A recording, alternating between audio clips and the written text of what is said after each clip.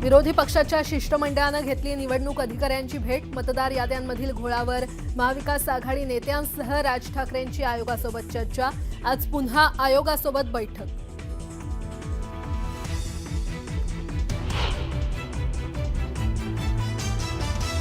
मतदार यादीत बदल करण्याचा अधिकार आमच्याकडे नाही। महाविकास आघाडीसोबतच्या बैठकीनंतर राज्य निवडणूक आयोगानं झटकले हात।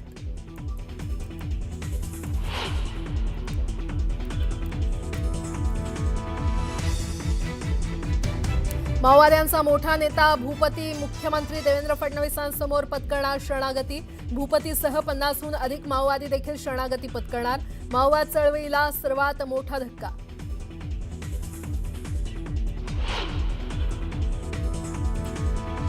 बहुप्रतीक्षित सोलापूर मुंबई विमानसेवेचा आज शुभारंभ। मुख्यमंत्री देवेंद्र फडणवीसांच्या उपस्थितीत विमानसेवेला होणार सुरुवात। सोलापूरकरांसाठी आनंदाची बातमी।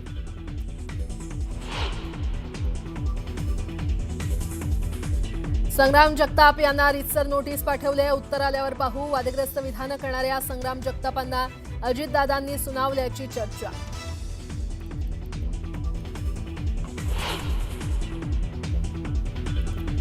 शेतकऱ्यांनो कोयते कुऱ्हाडी घेऊन फिरा, अनावश्यक हिरवळ कापावी लागेल। संग्राम बापू भंडारेंचं चिथावणीखोर वक्तव्य।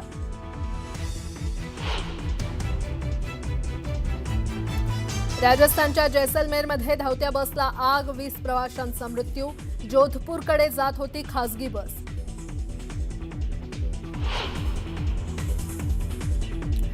चांदीच्या दराने गाठला पुन्हा एकदा नवा उच्चांक। चांदी प्रति किलो तब्बल 1,95,000 रुपयांवर। एकाच दिवसात चांदीच्या भावात 15,000ची वाढ। गुंतवणूकदारांसाठी खुशखबर।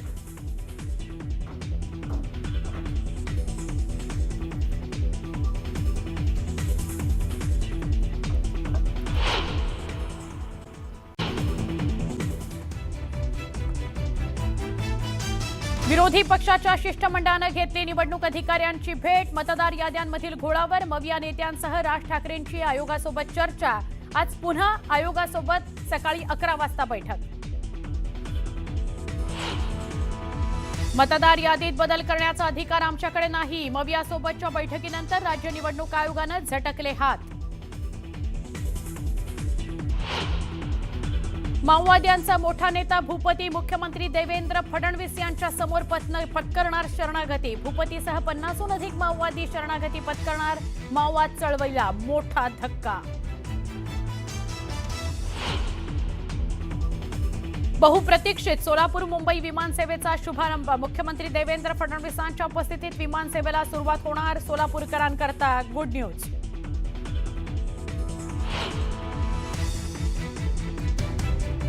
संग्राम जगताप यांना रितसर नोटीस पाठवली आहे। उत्तर आल्यावर बघू। वादग्रस्त विधानं करणाऱ्या संग्राम जगतापांना अजितदादांनी झापल्याची चर्चा।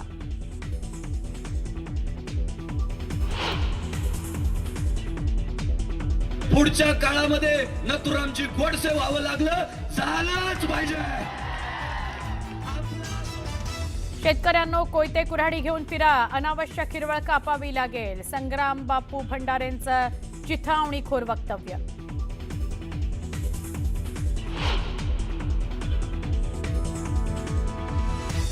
राजस्थानच्या जैसलमेरमध्ये धावत्या बसला आग, 20 प्रवाशांचा मृत्यू। जोधपूरकडे जात होती खासगी बस।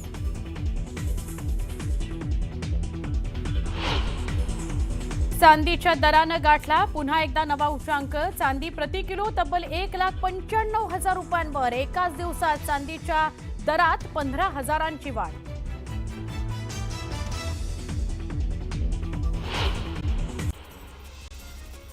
राज्यात पुढील 2 ते 3 दिवस पावसाची शक्यता हवामान विभागानं वर्तवली आहे। मध्य महाराष्ट्र, मराठवाडा आणि विदर्भात हलक्या सरींची शक्यता आहे। दरम्यान मोसमी पाऊस पुढील काही दिवसांमध्ये माघार घेईल असा अंदाज हवामान विभागानं व्यक्त केला आहे। चांदीच्या भावात नवनवीन उच्चांक बघायला मिळतायत। इतिहासात पहिल्यांदाच एकाच दिवसात चांदी 15,000नी वधारलेली आहे। सध्या चांदीची प्रति किलो किंमत आहे 1,95,000। यामुळे चांदी खरेदी करणाऱ्यांची आता चांदी झाली आहे। दिवाळी आणि छठपूजा उत्सवानिमित्त प्रवाशांची गर्दी कमी करण्याकरता आणि सुरळीत प्रवासाकरता मध्य रेल्वेनं निवडक प्रमुख स्थानकांवर प्लॅटफॉर्म तिकिटांच्या विक्रीवर तात्पुरते निर्बंध घातलेले आहेत. 16 ऑक्टोबर ते 28 ऑक्टोबर या कालावधीमध्ये ही बंदी असणार आहे. मुंबईनंतर आता मीरा भाईंदर आणि ठाणे या शहरांमध्ये पॉट टॅक्सी प्रकल्प उभारण्याची तयारी सुरू झालेली आहे.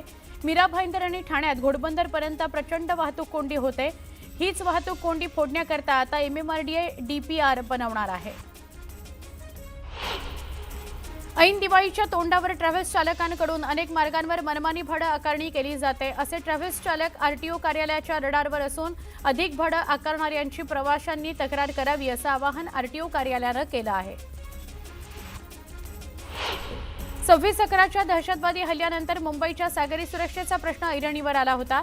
मात्र लवकरच हे चित्र बदलणार आहे. मुंबईच्या असुरक्षित असलेल्या या संवेदनशील पश्चिम सागरी किनाऱ्याला सुरक्षेचं कवच लाभणार आहे.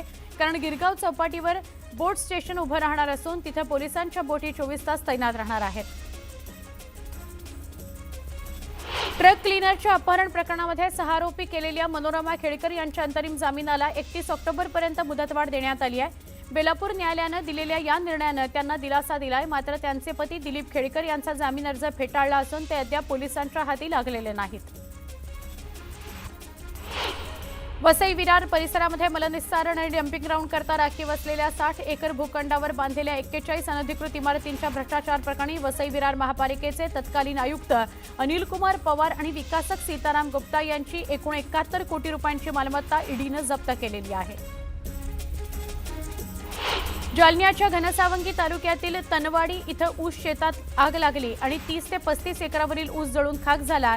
शॉर्ट सर्किटमुळे आग लागल्याचा अंदाज व्यक्त होतोय. नुकसान भरपाई देण्याची मागणी शेतकऱ्यांनी केली आहे.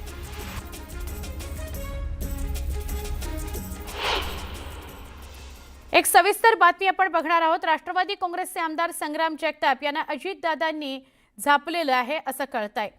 वारंवार मुस्लिम समाजाबाबत वादग्रस्त वक्तव्य केली जात आहेत. संग्राम जगताप हे हिंदुत्ववादी भूमिका मांडतायत. यावर अजित पवारांनी नाराजी नोंदवली. तसंच संग्राम जगताप यांना पक्षानं वादग्रस्त वक्तव्यांकरता नोटीस पाठवलेली होती.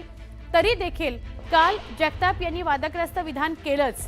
त्यामुळे मग अजित पवारांनी काल लगेचच तातडीनं संग्राम जगताप यांना बोलवून घेतलेलं होतं. त्यांची भेट सुद्धा झाल्याचं कळतंय. अजित पवारांनी त्यांना मुंबईला तातडीनं बोलावलं होतं आणि जगतापांशी सगळी सविस्तर चर्चा केली. त्यांची कानउघाडणी केली. समाजात वाद निर्माण होईल असं कोणतंही वक्तव्य कुणीही करू नका असं अजितदादांनी सुनावलेलं आहे.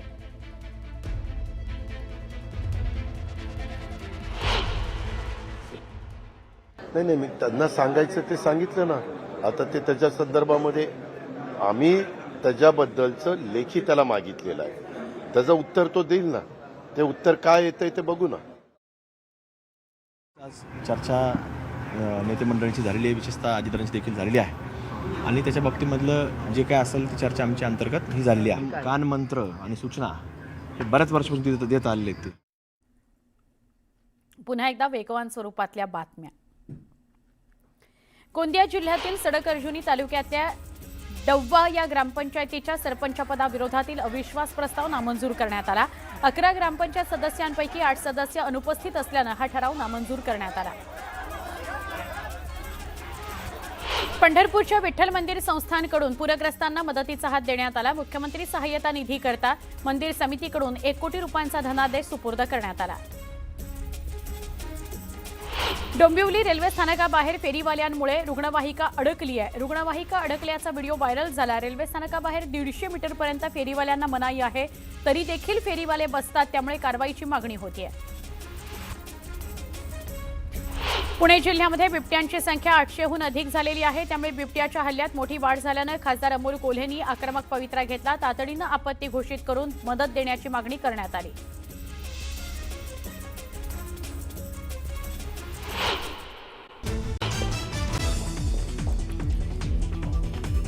विरोधी पक्षाच्या शिष्टमंडळानं घेतली निवडणूक अधिकाऱ्यांची भेट. मतदार याद्यांमधील घोळावर मविया नेत्यांसह राज ठाकरेंची आयोगासोबत चर्चा.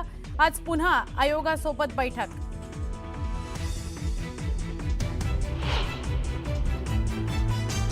मतदार यादीतील बदल करण्याचा अधिकार आमच्याकडे नाही. मवियासोबतच्या बैठकीनंतर राज्य निवडणूक आयोगाने झटकले हात.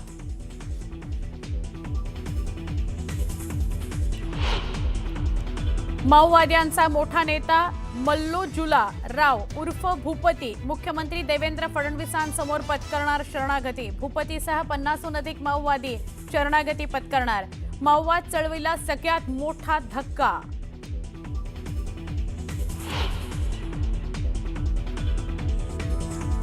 बहुप्रतीक्षित सोलापूर मुंबई विमानसेवेचा शुभारंभ. मुख्यमंत्री देवेंद्र फडणवीसांच्या उपस्थितीत विमानसेवेला होणार सुरुवात.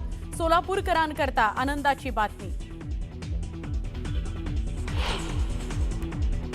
संग्राम जगताप यांना रीतसर नोटीस पाठवली. उत्तर आल्यावर पाहू. वादग्रस्त विधानं करणाऱ्या संग्राम जगताप यांना अजितदादांनी झापल्याची चर्चा.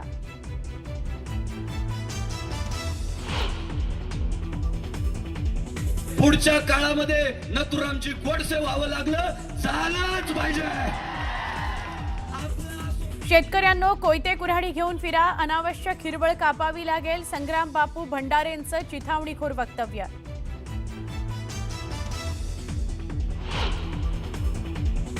राजस्थानच्या जैसलमेरमध्ये धावत्या बसला आग. 20 प्रवाशांचा मृत्यू. जोधपूरकडे जात होती खासगी बस.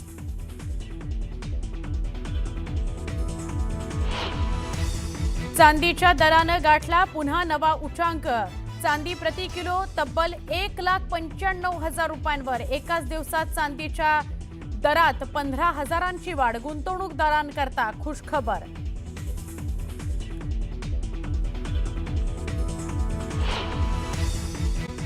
पुढील 2 ते 3 दिवस पावसाची शक्यता हवामान खात्यानं वर्तवली आहे. मध्य महाराष्ट्र, मराठवाडा आणि विदर्भात हलक्या सरींची शक्यता आहे. दरम्यान मोसमी पाऊस पुढील काही दिवसात माघार घेईल असा अंदाज हवामान खात्यानं वर्तवला आहे.